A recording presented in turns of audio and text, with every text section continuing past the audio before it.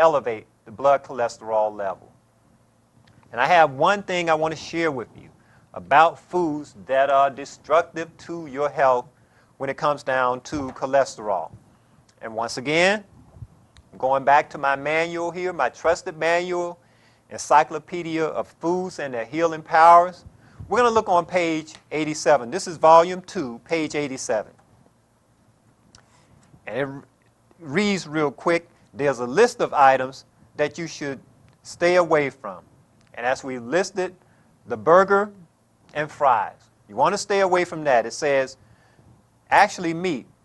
It reads, the more meat consumed, the greater the risk of arteriosclerosis. Meat containing a great deal of fat, such as pork, and meat derivatives, such as pate, which is made from liver, or sausages, are particularly harmful. In addition, it mentions eggs. It says, although moderate consumption of eggs does not cause a significant increase in cholesterol, they promote arteriosclerosis. So you may say, oh, it doesn't promote it significant, but you got to remember, if you are struggling with your cholesterol level, that's the thing I want you to keep in mind. You need to stay away from any of these products, especially if you live the typical lifestyle. And it's not so much a knock on that, but this is for information and learning purposes to awaken you.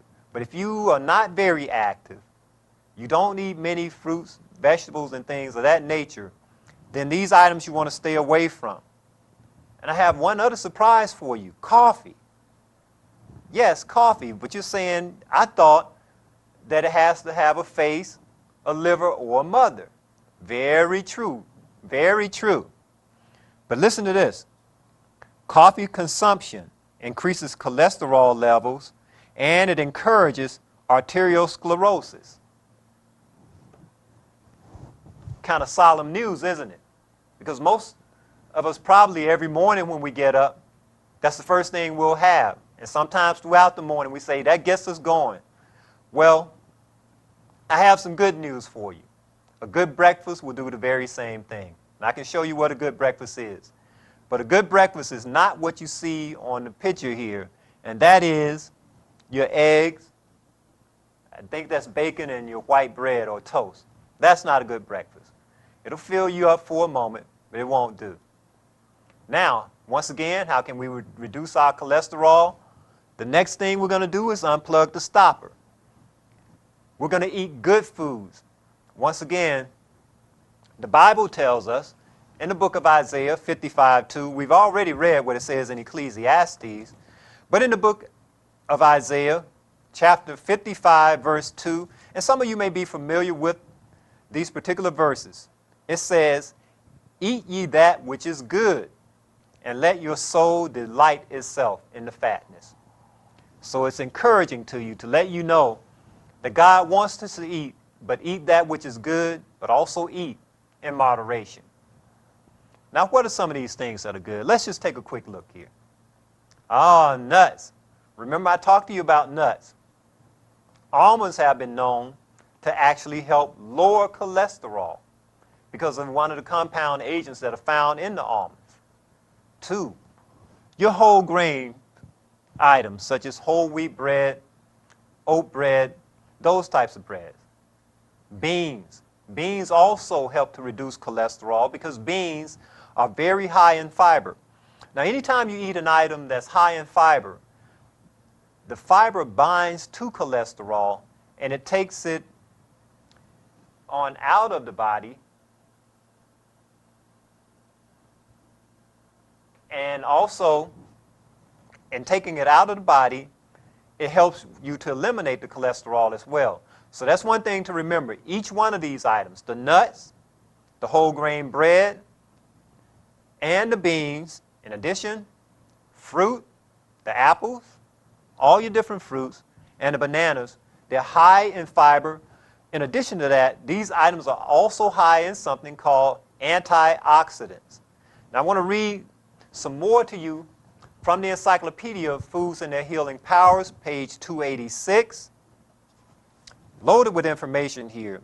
If you don't have this, I would suggest you take a look into purchasing this, because this can be your medical manual to help you better take care of yourself.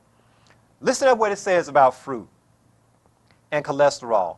Eating an abundant amount of fruit, either fresh fruit, even frozen, helps to prevent arteriosclerosis. The more fruit, the lower the risk of arterial degeneration and the better blood circulation, which means the more fruit you eat, the less cholesterol in the blood, the better the blood circulation. Now, also, your vegetables. Vegetables, including green, leafy vegetables, protect the arteries because of their low salt and saturated fat content and their richness in antioxidants and phytochemicals. There's another cholesterol fighting agent, and that is garlic.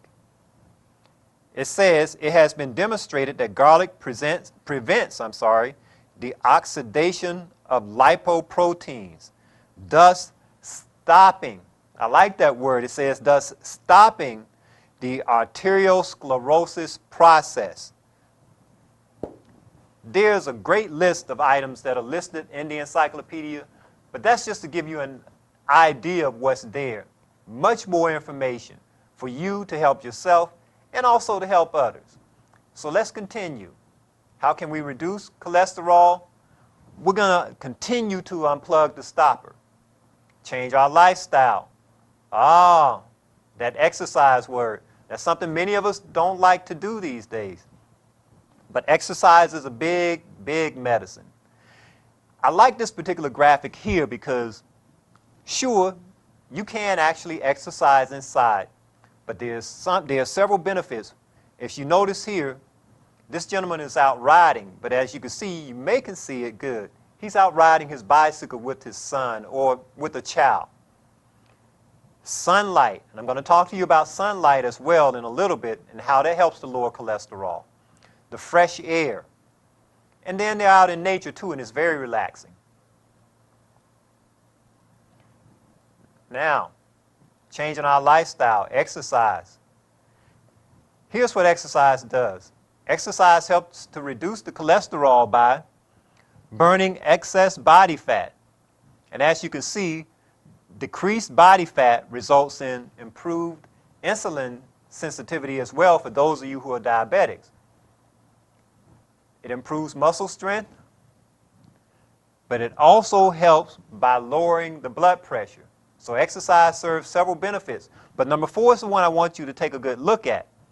Exercise helps to protect the heart and blood vessel disease by lowering the LDL cholesterol. Now, what was the LDL cholesterol?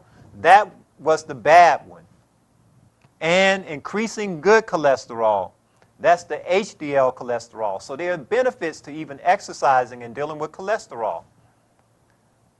Exercise also helps to improve circulation. And it reduces your risk of a heart attack or heart disease. It increases energy level and enhances the work capacity or working capacity. Once again, let's get out and try and get more exercise. Now, sunshine. This is one real important one I wanted to share with you. As you look at the graphic and you can see, you see the sun. As the sun strikes the skin, you don't have to have that much of your body exposed. But as the sun strikes the skin, the cholesterol beneath the skin, it synthesizes it, thus converting it to vitamin D. Once the vitamin D is produced, it is stored in the liver. So if you're out exercising, it's good to exercise in the sun. You know, I shared with a friend of mine recently that what you can do even when you're driving, if you have, just stick your arm out the window on a nice sunny day, you can get sunshine that way as well. But the preference is to be active in this whole process. Don't let that just take up the time that you would want to use and say, well, I got my sunshine, I held my arm out the window. That helps, but the body needs to be active. Remember, get yourself in a process of exercise because there are tremendous benefits. And that's what we want to look at.